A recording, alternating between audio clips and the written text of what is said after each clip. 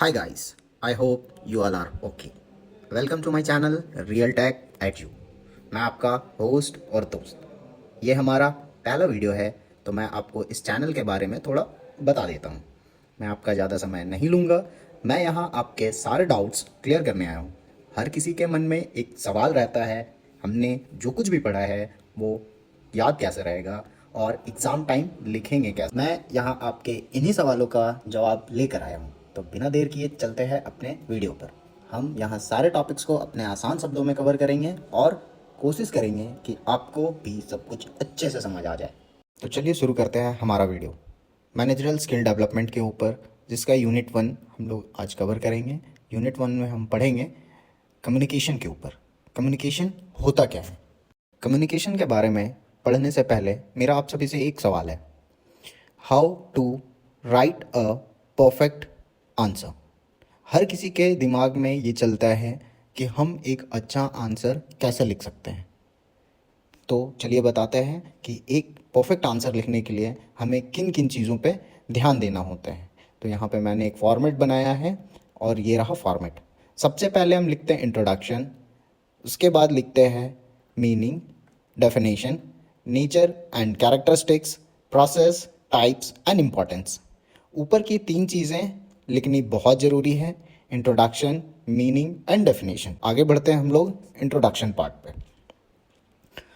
Communication is the process of exchanging information, ideas, thoughts, and feelings between individual or groups. It can occur through various channels including spoken or written language, non-verbal cue like gesture and facial expression, and digital platform. Communication एक तरह का process होता है जिसमें कोई भी एक individual या ग्रुप अपने फीलिंग्स, इंफॉर्मेशंस, आइडियाज़ और थॉट्स को एक दूसरे के साथ एक्सचेंज करते हैं। हम अपने फीलिंग्स को अपने लव्ड वंस के साथ, अपने फैमिलीज़ के साथ या फ्रेंड्स के साथ शेयर करते हैं। This is called communication. ये बहुत सारे चैनल्स के थ्रू होते हैं, जैसे ये रिटन लैंग्वेज में हो सकते हैं, हम कह करके बता सकते हैं। नॉन वर्बल क्यूज़ हो सकते हैं, जैसे कि कोई गेस्चर हो गया, फेशियल एक्सप्रेशन हो गया या फिर digital platform. It is a dynamic process that takes place around us all the time. In fact, we spend 70% of our time receiving and sending message. Every communication involved at least one sender, a message, and a recipient. This may sound simple, but communication is actually a very complex subject.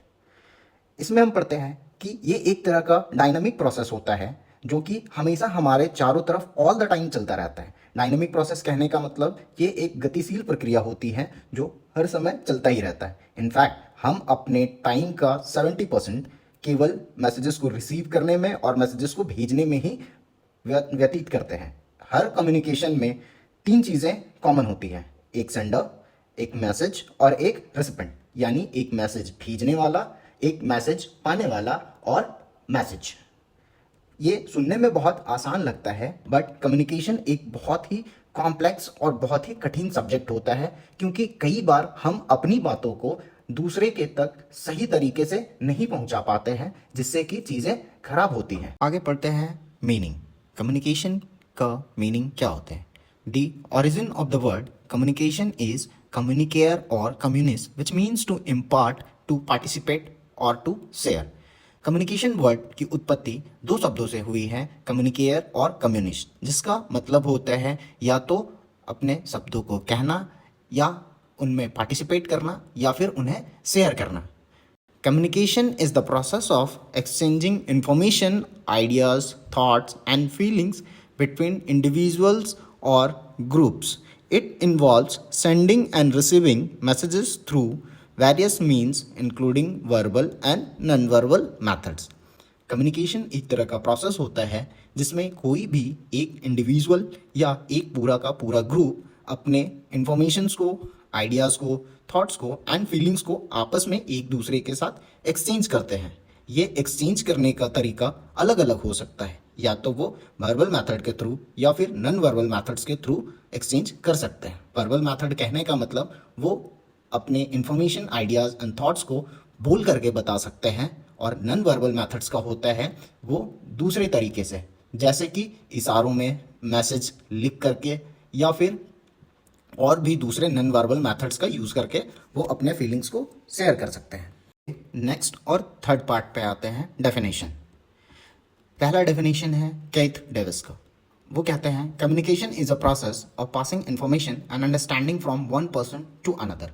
Means communication एक तरह का process है जिसमें एक person से दूसरे person तक अपनी बातों को, इंफॉर्मेशंस को पहुंचाया जाता है और उनको समझाया जाता है। दूसरे डेफिनेशन दिया है जॉन डायर ने। Communication is essentially the ability of one person to make contact with another and make himself और हरसेल्फ अंडरस्टूड। यानी कम्युनिकेशन किसी भी व्यक्ति का एक वो एबिलिटी है जिसमें वो किसी भी व्यक्ति से जुड़ सकता है, उस तक अपनी बातों को पहुंचा सकता है और उन सारी चीज़ों को अच्छे से एक्सप्रेस कर सकता है और समझा सकता है। तीसरा डेफिनेशन है William Newman and Charles Summer का। Communication is an exchange of ideas, facts, opinions और emotions of two or more persons. Communication ideas, facts, opinions और इमोशंस का एक्सचेंज करने का एक प्रोसेस होता है जिसमें कोई एक व्यक्ति इन चीज़ों को दूसरे व्यक्ति तक पहुंचाता है। चौथा डेफिनेशन है लुइस एलन का। Communication is a breeze of meaning, it involves a systematic and continuous process of telling, listening and understanding.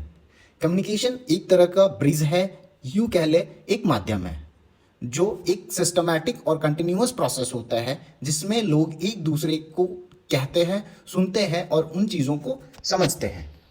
अब हमने अपने टॉपिक के तीनों इम्पॉर्टेंट पॉइंट्स को कवर कर लिया है। अब हम बढ़ते हैं इसके फोर्थ पॉइंट पे, नेचर एंड कैरेक्टरिस्टिक्स। इसके 12 पॉइंट्स हैं। पहला पॉइंट है communication involves at least 2 persons.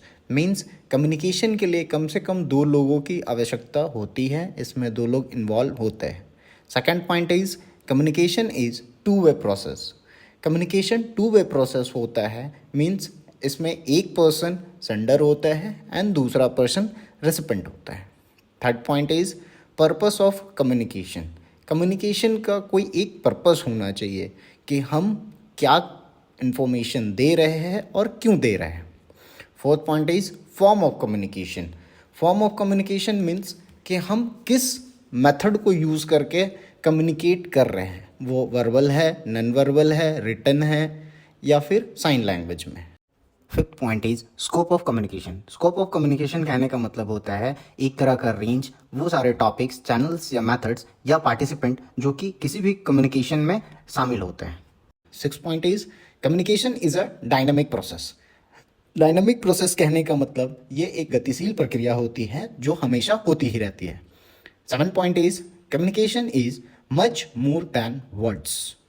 Much more than words इसका मतलब होता है कम्युनिकेशन शब्दों से बहुत बड़ा होता है।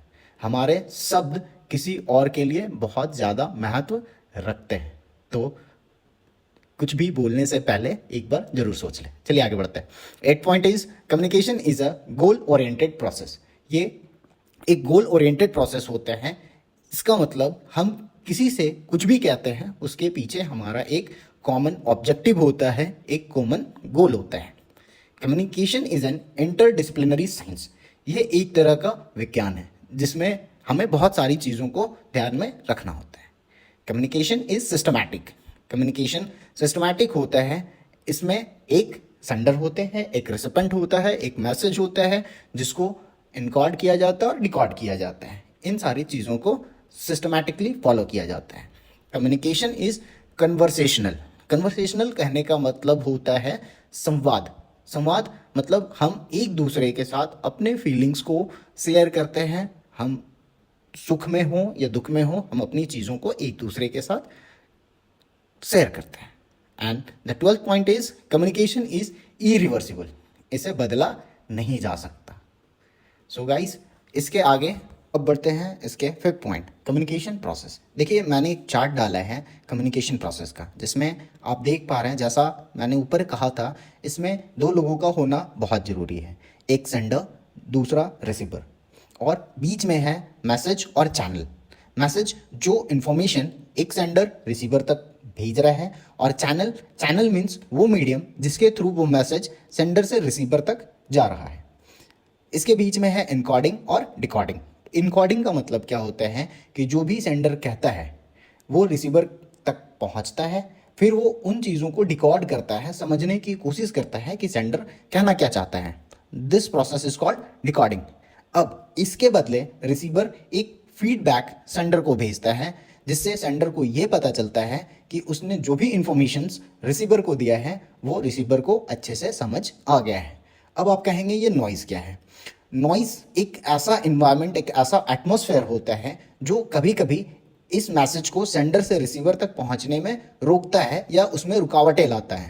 कहने का मतलब, आप कभी भी सड़क पे खड़े होकर के किसी से फ़ोन में बात कर रहे होते हैं और अचानक से कोई एक कार तेज हॉर्न बजाते हुए आपके बगल से गुजर जाए, तो आपको कभी कभी सुनाई नहीं देता कि सामने वाले ने आपसे क्या कहा है। This atmospheric activity is called noise.